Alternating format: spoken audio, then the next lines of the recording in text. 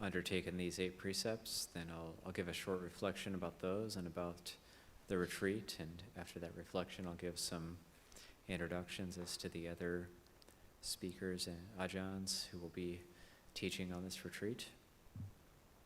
And first of all, just to say welcome to everybody from all over the world, and this is the 3rd annual retreat that we've done online, although I've just decided today I'm just going to call it the Thanksgiving retreat, even though it's not at Thanksgiving, realizing it doesn't actually need to be at Thanksgiving time in order to call it the Thanksgiving retreat, so we can just call it the Thanksgiving retreat because it's all about gratitude and wanting to give back to the community that's been supporting us over the years, and also wanting to give an offering of Dhamma and practice to the wider community now, worldwide. So this is the 3rd Thanksgiving retreat that we've done online, and we're kind of hoping to be able to do it in person this year, but the Applegate Retreat Center that we did it in 2019,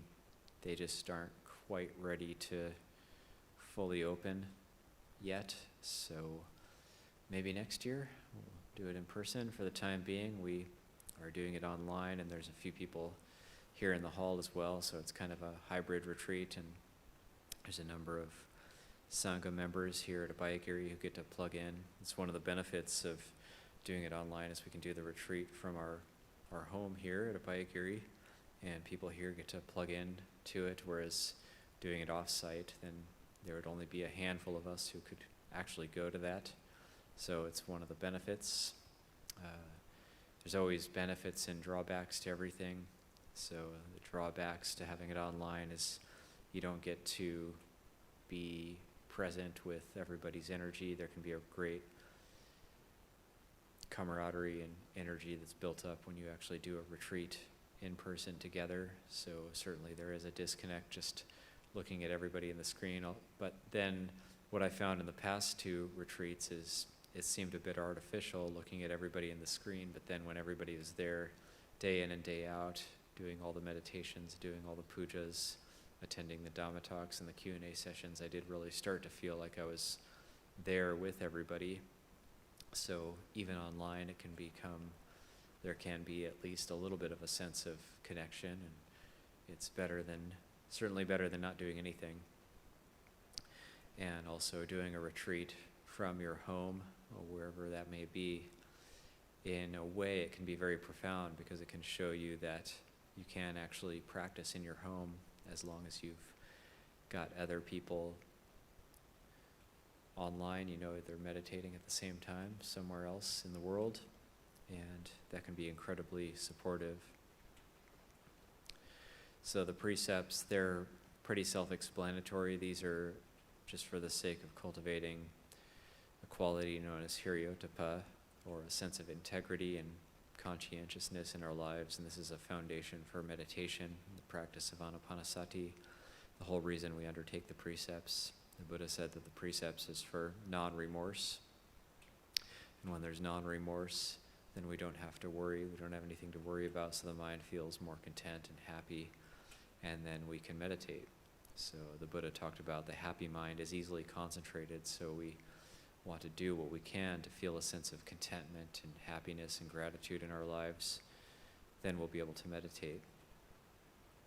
So it's not the other way around. It's not that we meditate as hard as we can and then we'll be happy, but we get our happiness together and then the meditation can come together, the mind can settle. Why is that?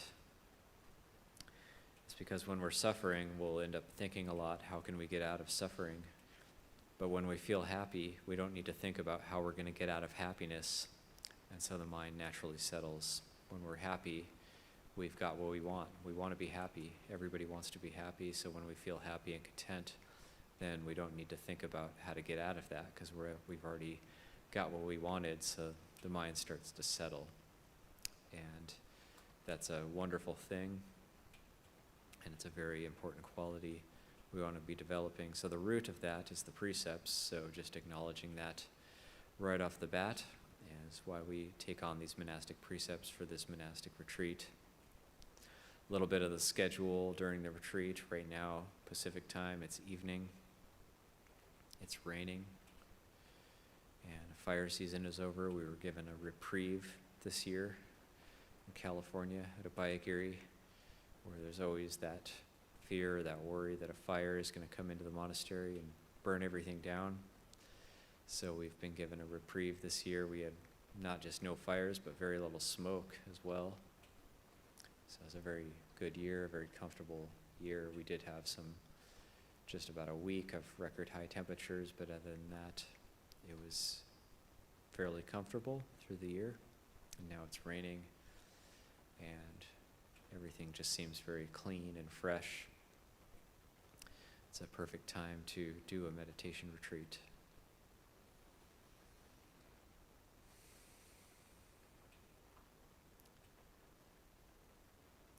And so this being the evening program, the evening puja, after the end of this evening, we'll end up ending the Zoom session, coming back together for morning meditation and chanting.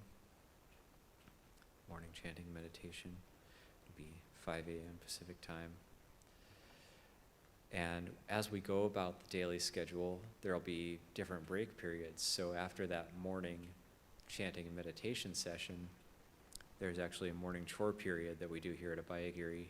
And so all of you who are in your homes, then you might decide you want to take that period and clean your shrine or clean your meditation area. That can be a great help, or can be of great assistance to your meditation itself. If you clean the meditation area, reorganize the shrine, give more offerings to your shrine, or do a bit of chores in the house, and you can think, well, at Abhayagiri they're doing chores right now, so you can do that at your home as well. So that's after the morning program, the morning meditation. There's those morning chores, and we have a light breakfast here at Abhayagiri. Then we come back together at 8:30 a.m. Pacific time. There's a guided meditation and a Dhamma reflection, followed by sitting meditation, walking meditation. And we've actually got a little camera outside that will be able to show people doing walking meditation outside when that's occurring.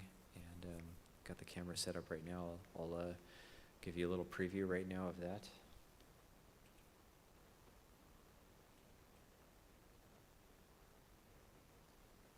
That's what it looks like outside right now at Abhayagiri. It's very dark, so you can't really tell what's going on there, but there's some path lights, and you might notice the rain a little bit falling on the path. So during the daytime, you'll be able to see a little bit more. Right now it kind of looks like a little constellation out there, but that's our little paths leading from our main meditation hall to our dining hall. So during the day, you'll be able to see people doing walking meditation out there during the walking meditation periods.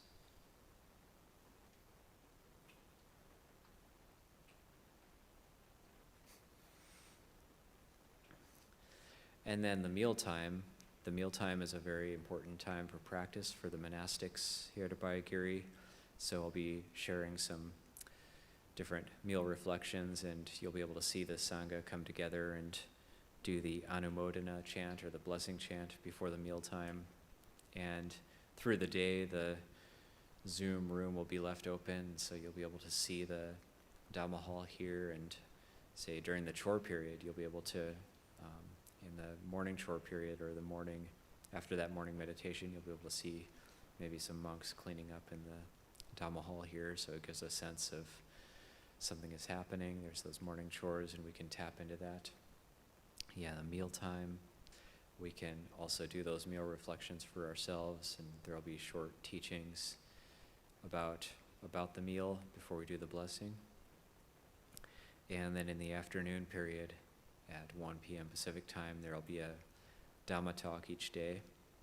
And we are going to have some guest speakers. That's one of the benefits of doing this online, is that Longpo Pasano, he's in England right now at Amarvati for their Katina, which they're having actually today, I believe, or they've already had it. And also Ajahn Kurdadamo is in England, so they're both going to appear at various times as guest speakers for this retreat. And there also is a group at Amaravati that is going to be joining in with a lot of this retreat, a lot of the meditations. It's, of course, being a different time zone, they won't be able to attend the Q&A because that'll be 11:30 p.m. for them. It'll be 3:30 p.m. where we are here at Abhayagiri. But then because things are being recorded on YouTube, live streamed on YouTube, then people can access that a little bit later through Abhayagiri's YouTube channel and still not miss any part of the retreat. So maybe if the camera could zoom out, and I can introduce some of the other speakers on the retreat. And there's so it's myself, and then to my left is Ajahn Chunda. He's going to be doing some teaching on this retreat, and Ajahn Kasapo would be to my right, but he's not here, but he will be appearing once or twice for, I believe, Q&A sessions. And then also to Ajahn Chunda's left is Ajahn Sudhiro. He's our newest Ajahn. He just completed his 10th Vasa, 10th year as a monk, so he'll be doing a little bit of teaching. And then also to my right would be Ajahn Titapanyo, but he's not in the hall right now, so he's going to be doing a little bit of teaching as well. So there is a whole contingent of Ajahns here right now at Abhayagiri. There's 5 of us Ajahns here right now. And add to that Lumpur Pasano and Ajahn Kurdadamo from England, then going to get quite a variety there. So it's very spread out in the teachings. And also traditionally this Thanksgiving retreat's been 10 days, but we're only doing a week, hoping that that would make it easier for people to commit to the entire retreat. And most people have a very busy schedule these days, including myself. So, and I'm also very grateful that all of you are here, because then I get to meditate more as well. So you might think that monks just meditate all the time. Certainly not the case. There's a lot to look after. We've got 300 acres of land here at Abhayagiri, and there's things that need to be looked after, and just eating. Just 25 people need to eat every day, even just that. But then on top of that, there's a lot of other duties. There's doctor's appointments and things breaking all the time, facilities degenerating, thus illustrating the law of impermanence constantly for us, and us having to fix things. So that there is a fair amount of work that takes place here at Abhayagiri. So it is nice that we have this time that we've also put aside for ourselves to spend the day reconnecting with the formal practices of sitting and walking meditation. And also there will be some instruction given on walking meditation tomorrow and the first full day of the retreat. Traditionally, the second full day of a retreat is the most difficult for almost everybody. So just to expect that, that's when we can have what Ajahn Amaro like to call a multiple hindrance attack, where all 5 hindrances assail us all at the same time. These hindrances to meditation, we'll be talking about those too in the meditation instructions that take place. And so just to expect that, and that's normal for many people, especially if you're new to retreats. So I've come to expect that yeah, the mind might be a bit more active or all over the place the second day, and the knees might be sore, back might be sore, because we're getting into more of a formal practice of more sitting than we're used to. And so that's normal. Also, it just so happens that the second day of this retreat will be November 8th, which is, I've heard a rumor that it's kind of an important day in the US. And also it happens to be our full moon observance day. And that means we have to chant our Patimokkha, but because we've got a full day of practice schedule for this retreat, it means there's a Dhamma talk in the evening and then chanting the Patimokkha late at night, so it'll be a full day for us added to the fact that the second day is normally the most difficult anyway. And so, but then we do tend to settle into a routine of retreat after that and get into what we call retreat mode, where the mind starts to settle a little bit. We become a bit more sensitized to the meditation. So that's just to expect some difficulty on a retreat. This is normal, and then we can patiently endure through it, and we won't regret that.